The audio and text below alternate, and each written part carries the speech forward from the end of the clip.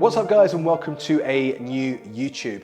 I wanted to take you through today some of my favorite warm-up exercises for your shoulders. So these are all band exercises, they're kind of primers for your shoulders. I call them the big banded four for your shoulders, and all you're gonna need is a longer strength band. I quite like the lighter resistance bands because you can always make them a little bit harder by bringing your grip in, etc. And I'm also going to be using a mini band. Now, we've all got these in our gym bags, or most of us do anyway. They're easy to carry around. So you can do this at the gym before any like heavy pressing workout. They're really beneficial, or you can do them at home almost as primers or rehab type exercises. Really, they're going to help build the strength of your rotator cuff if you're doing them kind of at home and building strength that way, or as I said, you can use them as a bit of a primer before your actual heavy pressing workouts. So the first exercise I'm going to show you is a band pull apart. Now there's a bunch of different ways I like to use these. So the basic variation here is basically just holding our band like this. Now you want to make it a little bit harder, you can draw your hands in. You want to make it easier, you can take your hands out, okay? So adjust according to your resistance that you want. And we're just simply here, pinching those shoulder blades together, squeezing between those shoulder blades so we can kind of feel that tension between our shoulder blades as well as our rear delts, and then returning back to that start point. When we return to the start point, we don't want to be losing that tension, okay? So we're from here, pulling horizontally, squeezing our shoulder blades together, and then repeat. These are also quite cool, like towards the back end of a workout, if you want to kind of balloon up your rear delts as well. Otherwise, they're great for kind of shoulders health, longevity.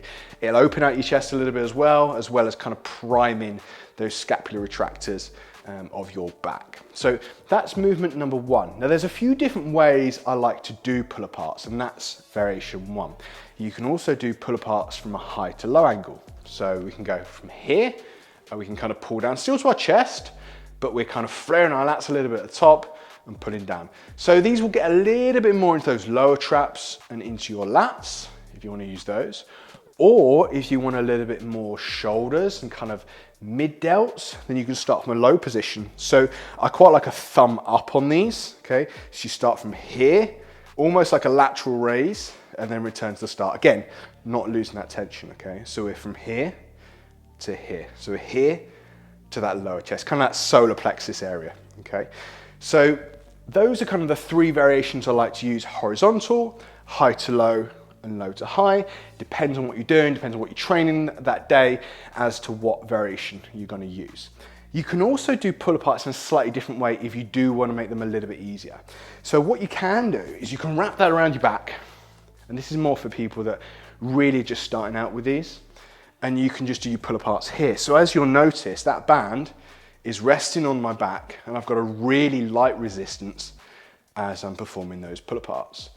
So you want to be doing sets of anywhere between, I like kind of 15 to 30 of these. Really, we're kind of ballooning up our back a little bit with them. We want to get a lot of blood flow to that area. So whether you're using it as like a pre-workout primer between your workouts at home, or you're using it at the end of your workout to kind of balloon up your rear delts and mid-back, then 15 to 30 reps is a good way to do it. Okay, so that's exercise number one in the four, all right?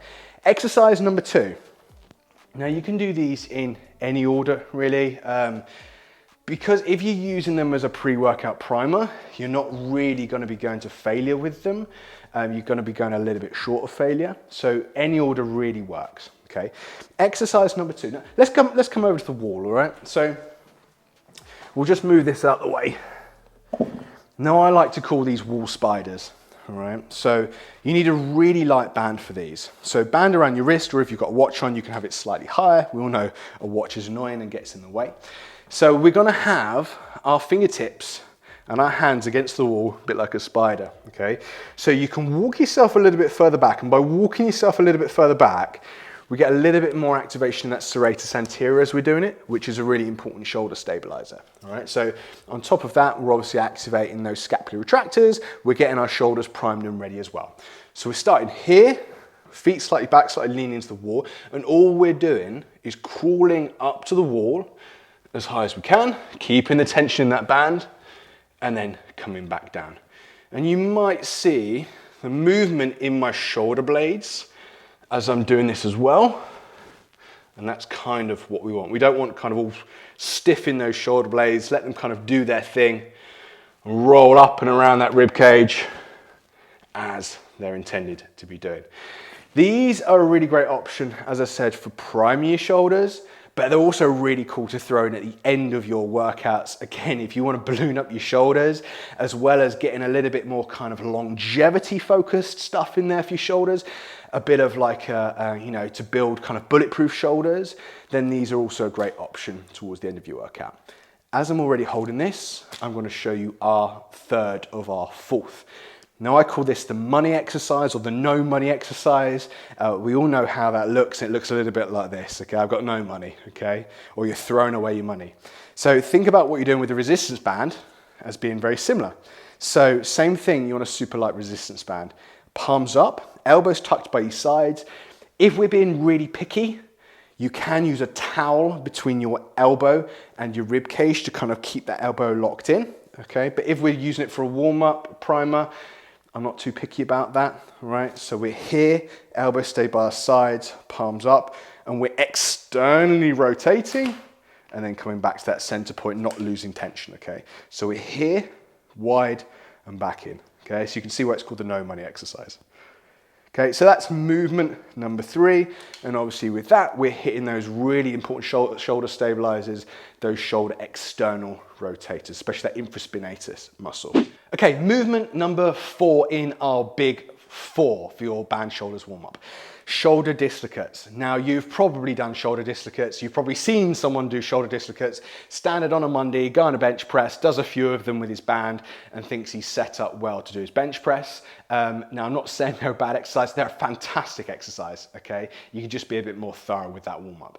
But anyway, okay, so band dislocates are this, okay? So you take a band, you roll it over your head and you come around, okay? So you here to here, all right? What I like to do is add a wrap around, okay, which I naturally almost did on that first rep, if you notice, just because I do these all the time.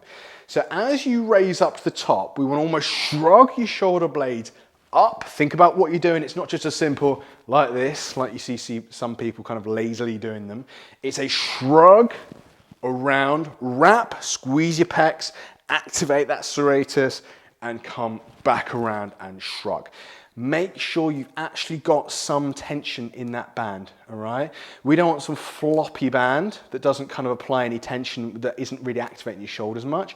We want a little bit of band tension. We want to come all the way around, shrug all the way around, wrap, squeeze your pecs, let those shoulder blades come forwards, back around, shrug, and repeat, okay? If you've got really good shoulder mobility, you can draw your grip in a little bit narrower and go again. And you can even do multiple sets and each set get a little bit narrower. One variation of this that I quite like, that I also popularized, I wrote about it a number of years ago on tnation.com, was adding the wraparound, but then also kind of in a bent over position. All right, so in a bent over position, it doesn't allow the common fault that you see with these dislocates in kind of overextending that back, okay? So if we instead bend over like this and perform our wraparounds, no longer are you going to be cheating by extending your back. We can take that one step further again if you want to. If you bend over a little bit more, we can get a little bit lats activation, okay? So you can almost add a wrap around here, around, shrug, wrap around here, shrug, wrap around here, and repeat, okay? So that's a slightly more thorough form of band dislocates, okay? So you've got your 4 exercises there that you can all do with just a couple of resistance bands. I like to format that 4 into a bit of a warm-up that takes like 3-4 minutes tops. You can kind of go round in a circuit between them. Again, I don't mind what order you're doing them in as long as you are doing them, or you might just pick 2 or 3 of your favorites out of them, okay? Hopefully you give those a try and incorporate some of those into your routine. Let me know if you have any questions in the comments below, and as always, make sure you subscribe to my YouTube.